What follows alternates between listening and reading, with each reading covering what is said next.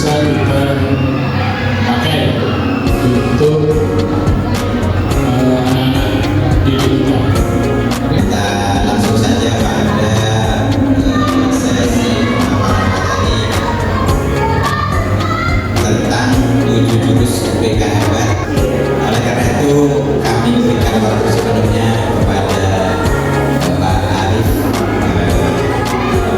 untuk menyampaikan jurus pertama kepada Pak Arif.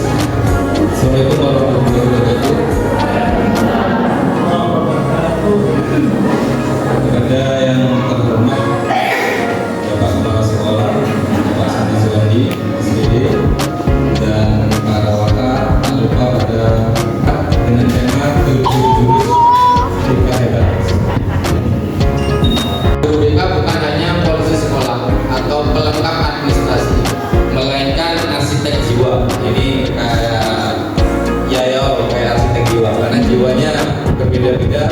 Jadi harapan dari pemerintah gambarnya seperti itu, yang mendampingi, menginspirasi dan memberdayakan setiap murid. Terus terjadi tantangan secara isu nasional adalah kompleksitas tantangan zaman, yaitu teknologi dan perkembangan sosial yang terjadi.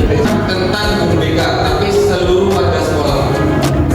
Nanti yang pertama yaitu kenali potensi, kelola emosi, terus tumbuhkan resiliensi. Resiliensi itu daya lenting. Daya lenting itu semangat juang biasanya, jadi tidak mudah menyerah bahasanya. Terus jaga konsistensi, jalin koneksi, bangun kolaborasi, menata situasi. Targetnya adalah tujuan sekolah bertransformasi menjadi lingkungan belajar yang aman, nyaman, menggembirakan bagi setiap anak dan warga sekolah. Lagian daripada konsep saja seperti itu. Terus kenapa dinamakan Merdeka? Karena Merdeka itu mengambil daripada pendidik karakter berbasis pengalaman ARKA. ARKA itu aktivitas, A-nya aktivitas, R-nya refleksi, selanjutnya konseptualisasi, selanjutnya terakhir adalah aplikasi atau penerapan.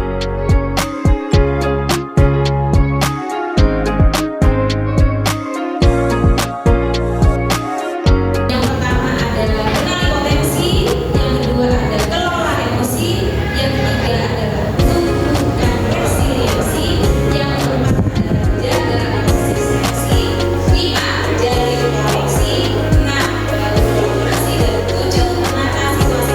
Kira-kira kalau tugas kami bertiga itu disuruh memilih bab, yang dipilih yang mana? Masing-masing nggak apa. Ini anak-anak PPK itu nggak apa-apa ya, karena tidak akan berseberangan. Mungkin hanya tata-tata matanya. Oh, anak Jaris, boleh. Mainan dalam mengenali potensi, kita mau main tebak-tebakan, nggak boleh ngasih clue ya. Jadi biarkan pasangan.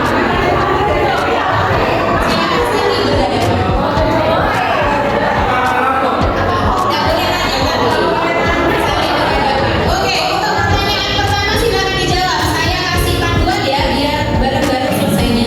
Silakan tebak kira-kira pasangannya itu dari suku mana, ditulis. Oh gitu. Atau gimana ya masalahnya? Lanjut, sudah? Nah, lebih dalam lagi Bapak Ibu. Lebih dalam lagi. Pertanyaan berikutnya. Apa yang pernah terjadi di hidup pasangannya di masa lalu? Dikembalikan lagi sama yang BB. Oke. Ada yang betul semua?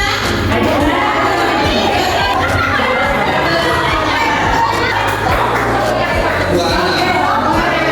Terus kemudian ini yang paling dulu pertanyaan berapa yang kemudian lainnya saya Kita sudah, kalau saya di sini sudah 14 tahun dengan teman itu kadang-kadang masih ada yang miss. Tetapi ada beberapa kegiatan yang sudah bertahun-tahun kita lakukan, kita hafal sama teman kita. Oh, kalau Winda ciri khasnya suaranya melantang, kalau Putri Yasin semuanya begitu.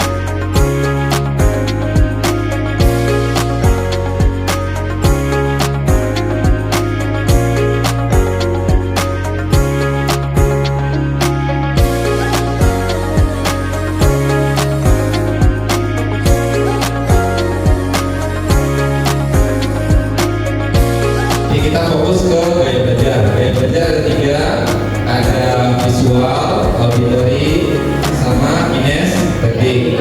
Di dalam tidak bisa campuran, bisa. Selanjutnya gaya belajar visual lebih mengarah kemana? Itu lebih kalau ke siswa nanti ngomongnya ke peserta itu lebih contoh menggunakan mind mapping, infografis, atau grafik, terus diagram atau sketsa. Aplikasinya adalah kalau ketemu sama siswa yang visualnya tinggi, ya jangan dipaksa untuk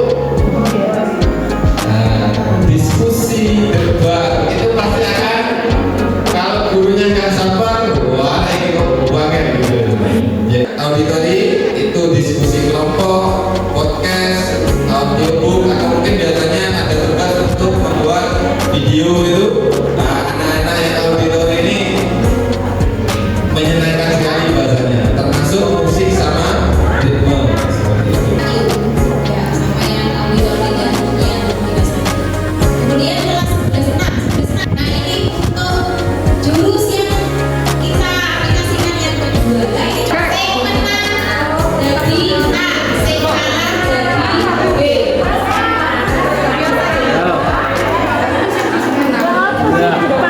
Ya, fungsinya tolong diperhatikan. Si A, ya, yang A mengepalkan tangan seperti menggenggam barang berharga. Dan si B, ya, harus gimana caranya membuka? Boleh dicopot, tapi gimana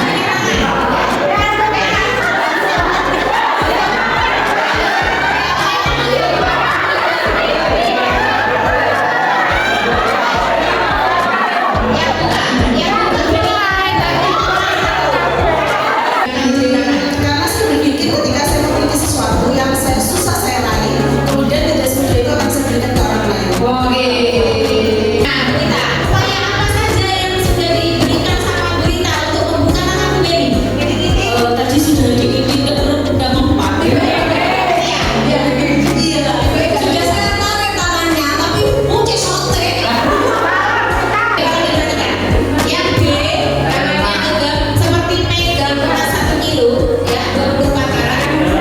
Yang A, wajib gimana caranya membuka tanpa harus menyentuh.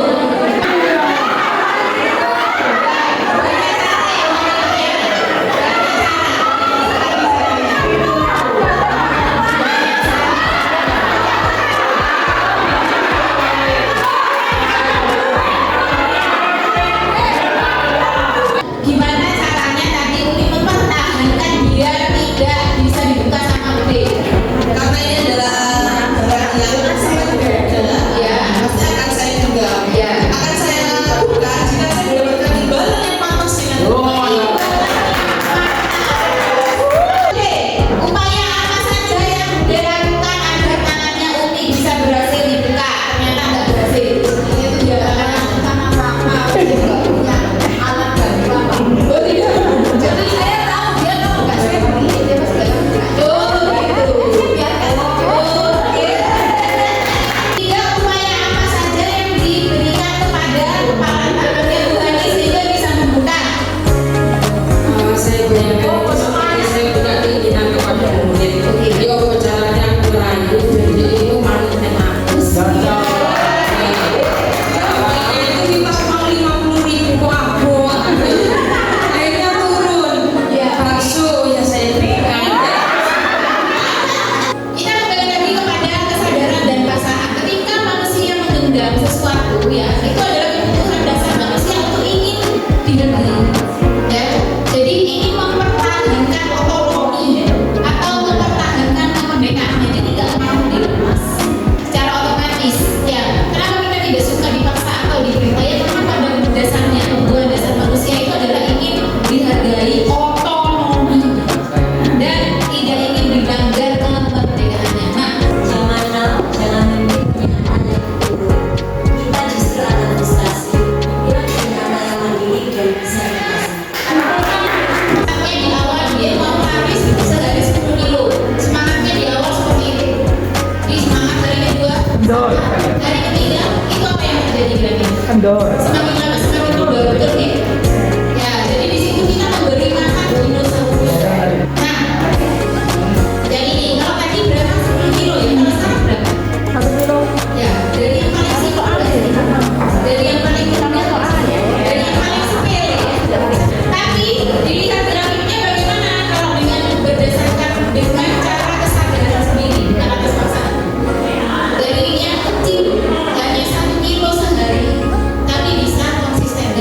Kalau ini nanti kita bisa hadirkan ke mereka, mereka akan mengikuti tanpa paksaan yang tadi diminta untuk genggam, tapi bagaimana mukanya tanpa ada paksaan.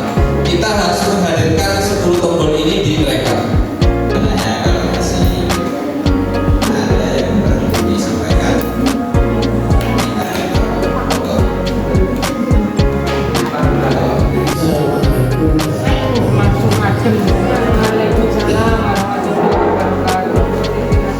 Ini sebenarnya tidak ada ilmu komunikasi baru kami.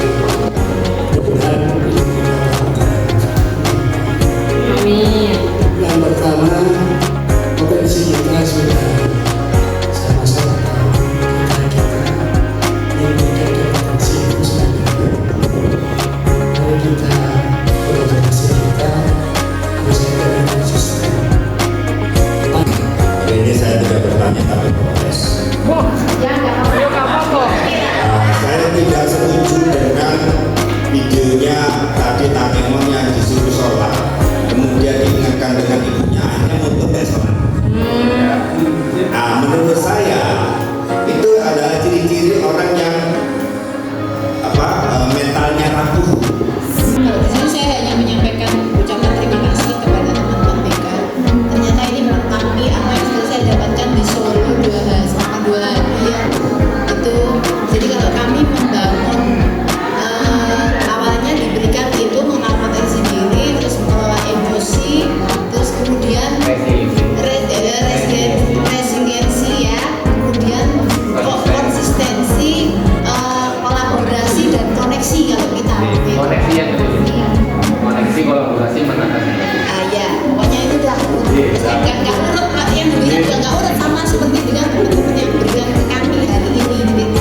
Jadi terima kasih, itu melengkapi kami sebagai pengelola afirmasi kegiatan menengah yang secara kultur berbeda. Seperti yang ada di tayangan itu saya mengalami. Jadi ada anak yang saya suruh malah tidak dikerjakan. Akhirnya saya kan tadi saya upaya apa yang harus saya berikan supaya dia mau nurut ke saya, mau ini ke saya. Akhirnya itu tadi saya kasih apa Pak? Nek imbalan itu apa Pak? Reward. Saya kasih reward. Kamu kalau ini saya kasih reward. Akhirnya dia personel tiap-tiap insan itu memiliki peluang dan titik di mana person itu bisa diajak komunikatif, bisa diajak tadi kolaborasi. Kalau si anak ini suka berenang, ayo kita diajak berenang ini, nanti setelah berenang kita sholat kita ini bisa. Tapi kalau anak suka renang, misalkan diajak langsung panjat tebing misalnya, nanti setelah panjat tebing nanti sholat. Berkaitan dengan ketika kita buka dengan rayuan tadi, tangan kita dibuka, gimana sih anaknya? Pasti ada titik lemahnya. Kayak Pak Tanjung, Bu Abel buka gimana kalau kita langsung hanya. Tapi kalau dia ke kantin belakang, tidak ada kopi, tidak ada asap, dengan senyum-senyum seperti itu kayaknya oh iya ya, bisa dong. Maka di awal itu ada diagnosis, asesmen awal ke murid, tujuannya sama seperti ini. Mohon maaf ini bukan menggurui, tapi ya memang seperti inilah tugas kita gitu. Memberikan pembelajaran bagi ikan belajar berenang, jangan memaksa untuk terbang.